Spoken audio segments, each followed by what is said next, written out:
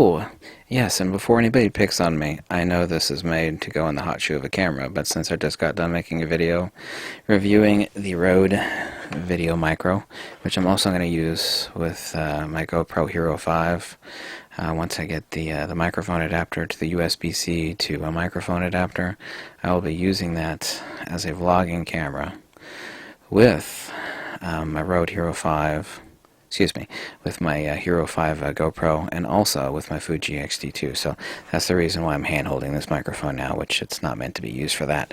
But it does have a Rycote shock mount on it, so it's perfectly safe to do that, perfectly fine to do that. I've had about 2.5 weeks now. I'm kind of the guy that hates everything. I can't stand people that make video reviews. They're either paid shills, they're puppets, or someone's giving them free gear. It's like, you know, we're going to give you this free crap if you say something good about it. I won't say which companies do that, but most of them do. I have to buy everything that I review.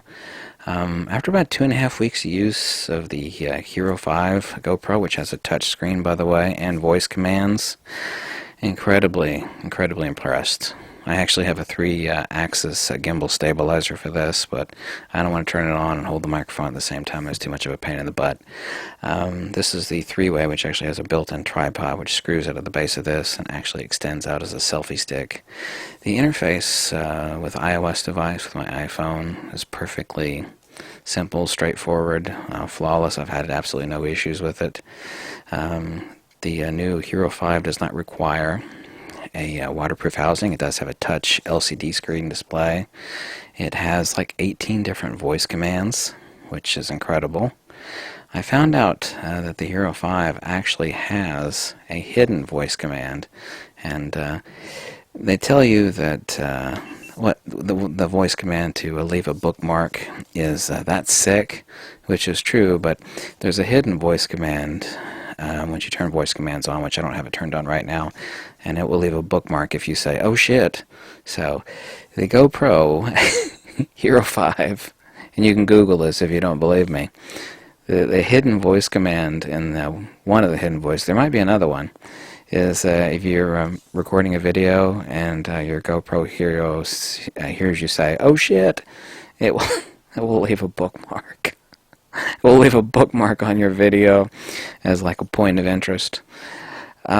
This is so simple. You could teach Kellen Keller how to use the Hero 5. Built-in waterproof housing. And now you think, well, you know, what about the lens?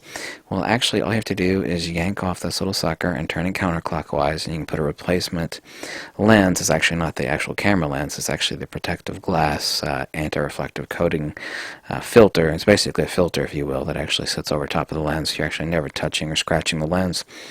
You can buy the replacements for that. I think they're like $19. One of the great things, too, is actually if you hold your finger down on the touch LCD, there is a box that comes up that lets you choose the auto exposure that you want. So if you're actually filming something that is strongly backlit, there will be a box that comes up, and then you can actually drag your finger wherever you want, so you can actually brighten or darken the exposure. You can lock that into place, or you can hit cancel on it. The actual, now it's firmware based. It's not actually optical stabilization, but the actual video stabilization on the new Hero 5 is incredible. It's almost to the point, and I do say incredible in that I find it very impressive. It's almost to the point that I don't need a 3-axis gimbal stabilization for the new Hero 5. It is that good. Is it fantastic? No, but is it pretty damn good where, you know, someone's going to go, you know, someone is like riding a bike, you know, over top of a rocky road, and it's perfectly viewable. It's not shaky. It's not going to, you know, make you want to vomit. It's actually really good.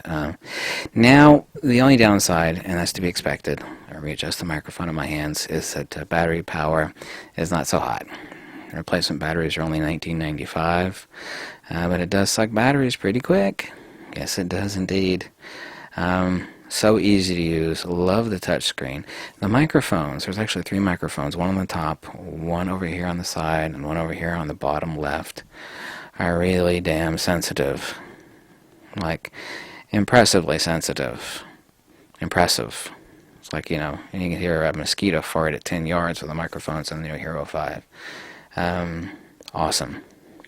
I'm going to actually use this in a handheld box converter, this video micro for better audio and also for shotgun, for side rejection audio on my Hero 5.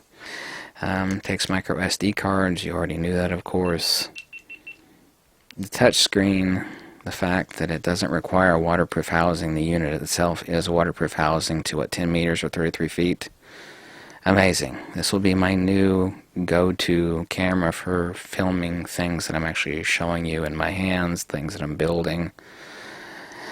I've actually had a lot of fun with this over the past 2 weeks. I'm so glad I bought this, and it is worth every bit of the $3.99 that it cost me. It takes a lot to impress me. I was never really super impressed with the GoPros before, but now with the addition of the touchscreen, there's no need for waterproof housing anymore. The voice commands, which in most cases the voice commands are always a pathetic gimmick, but they're not a pathetic gimmick on the Hero 5. So from the guy that actually knows cameras and basically hates everything, I'm actually extremely impressed and very happy with the Hero 5, and I didn't even have a single thought in my head as far as returning it. You know, after using it for a week, I didn't think, well, you know, this thing's great, it's a novelty, I can't see myself using it. Oh no, just the opposite. Definitely, so very happy I purchased it. The three-way is $69 and the Hero 5 is $399 for $400. So both of these together with tax will run you basically $500. And think too, the only things you definitely need to buy obviously are a high-speed SanDisk, a micro SD card, and definitely at least, recommend two, but at least, absolutely at least, one replacement battery. So if you're going to go on an outing somewhere, forget about it. One's not enough. Two replacement batteries. So that's my simple little review of the Hero 5 from GoPro. Very, very happy I bought it. I was actually thinking about replacing my broken point and shoot that I use for simple stuff, simple video demonstrations, with another point and shoot, but I'm so much happier I'm using this instead. So much happier. So much happier.